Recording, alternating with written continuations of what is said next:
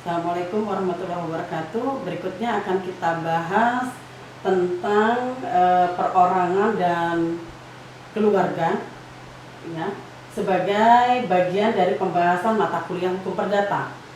Ya. Nah, sebetulnya tentang orang pribadi kita sudah bahas pada pertemuan yang lalu bahwa orang dibagi dua, yaitu orang pribadi dan yang kedua adalah orang dalam pengertian badan hukum. Ya.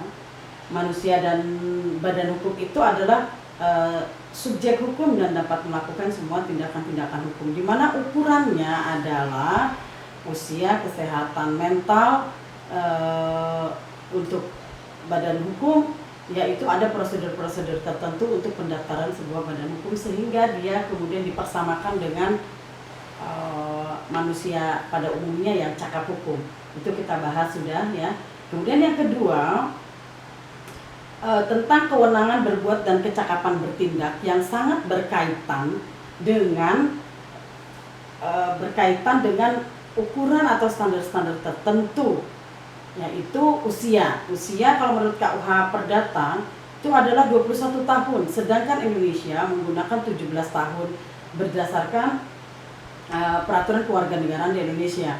Ya, jadi apa yang disebutkan di dalam KUH Perdata adalah 21 tahun itu sudah tidak berlaku, yang diberlakukan adalah menurut pengaturan tersendiri.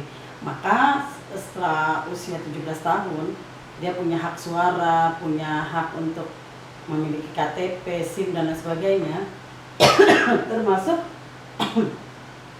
berhak untuk melakukan hubungan-hubungan hukum seperti menikah, berdagang dan lain sebagainya. Ya. Bahasan yang kedua adalah kewenangan berbuat. Ini sudah kita bahas pada pertemuan yang lalu. Nah, yang ketiga adalah kekuasaan orang tua. Ya. Kekuasaan orang tua ini berkaitan dengan orang secara pribadi atau orang secara natural, ya. Ini khusus dibahas untuk anak di bawah umur yang sehat mentalnya. Karena pada suatu ketika begitu dia usianya sudah 17 tahun, maka dia akan berpindah golongan menjadi orang yang cakap hukum.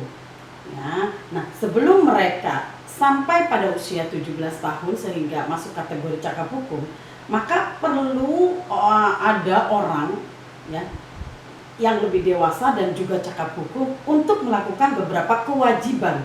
Karena setiap manusia pada dasarnya punya hak dan kewajiban. Haknya sebagai bagian dari hak asasi manusia, dan kewajibannya itu untuk orang yang tidak cakap hukum maka dialihkan kepada orang-orang yang cakap hukum yang dijadikan sebagai wali.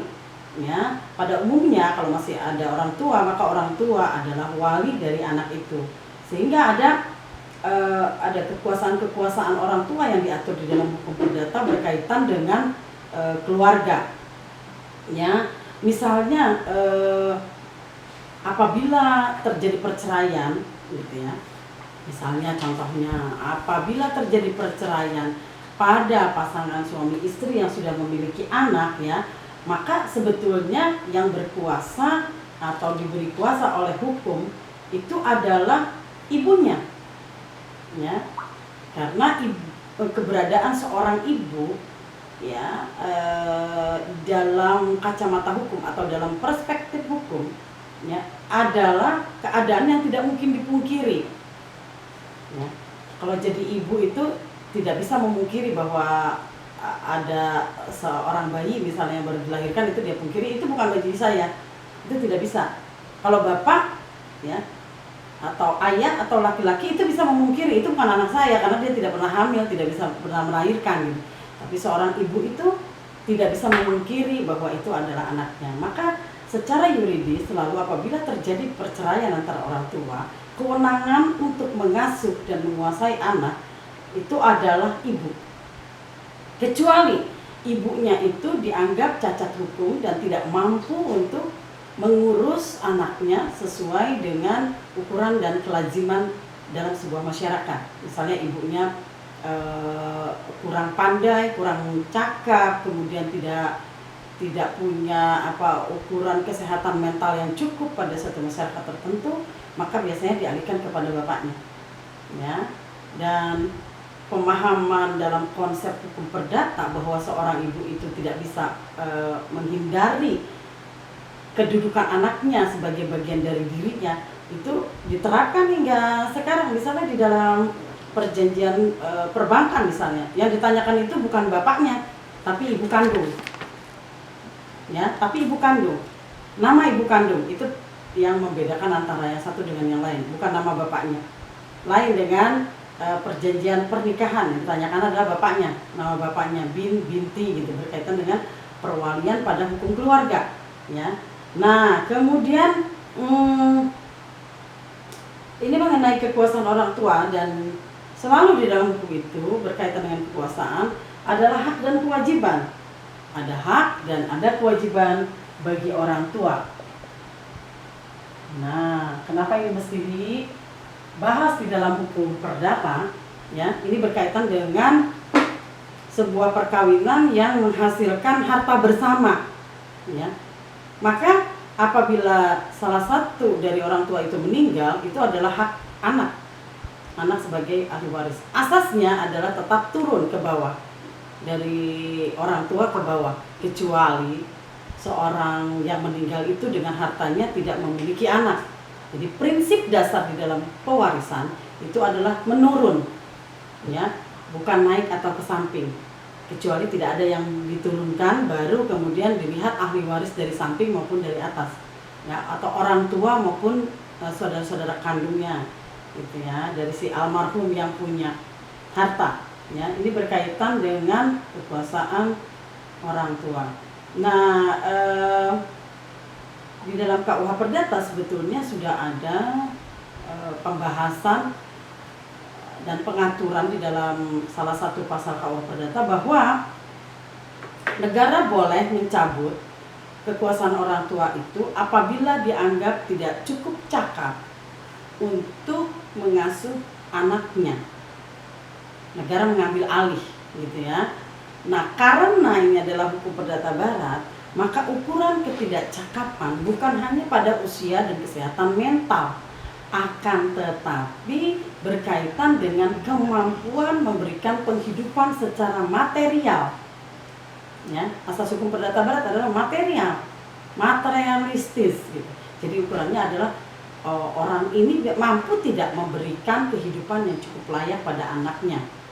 Ya, tapi sayangnya karena memang dulu KUH Perdata itu berasal dari Eropa, maka di Indonesia belum bisa dilaksanakan sepenuhnya. Sebetulnya itu seharusnya bisa dilaksanakan sepenuhnya melalui Departemen Sosial.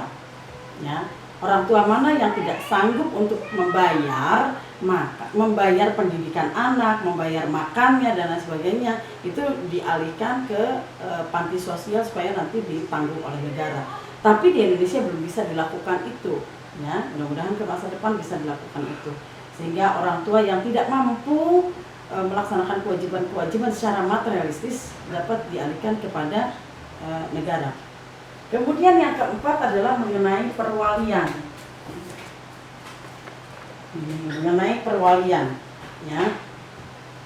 Ini berkaitan dengan pengawasan terhadap anak di bawah umur, ya. Apabila tidak di bawah kekuasaan orang tua. Bila seorang anak tidak di bawah kekuasaan orang tua, maka yang berhak untuk mengurus benda dan kekayaan dari anak itu adalah walinya. Ya, wali bisa aja karena ada hubungan darah antara si anak dengan salah satu orang tuanya. Ya, itu bisa seperti itu.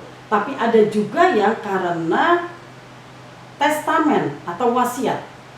Ya, orang tuanya mewasiatkan bahwa anaknya nanti akan diwalikan oleh siapa apabila kedua orang tuanya tidak ada. Tapi yang utama tetap wali itu adalah orang tua, kemudian pertalian darah, kemudian yang ketiga adalah berdasarkan wasiat atau testamen ditentukan sudah oleh si orang tua. Kemudian ada lagi perwalian berdasarkan undang-undang. Ya, di dalam peraturan perundangan sudah ditetapkan bahwa otomatis orang tua kandung itu menjadi wali bagi anak-anaknya. Kemudian ada lagi perwalian berdasarkan putusan hakim. Nanti dalam bahan ajar saya itu bisa di halaman 6 bisa dilihat ya.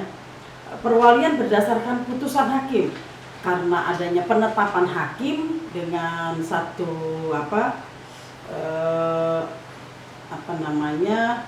satu kondisi tertentu, misalnya orang tuanya bercerai, kemudian dari hasil pemeriksaan itu atau penetapan hakim, ya, maka yang ditentukan misalnya bapaknya atau ibunya. Nah, ini yang disebut sebagai perwalian berdasarkan putusan hakim, karena orang tuanya cerai maka hakim yang menetapkan.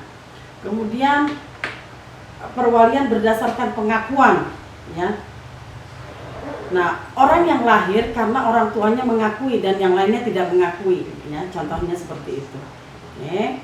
Nanti kita bahas pada pertemuan berikutnya tentang domisili, ya, atau ketetapan hukum, catatan sipil dan perkawinan. Saya akhiri. Assalamualaikum warahmatullahi wabarakatuh.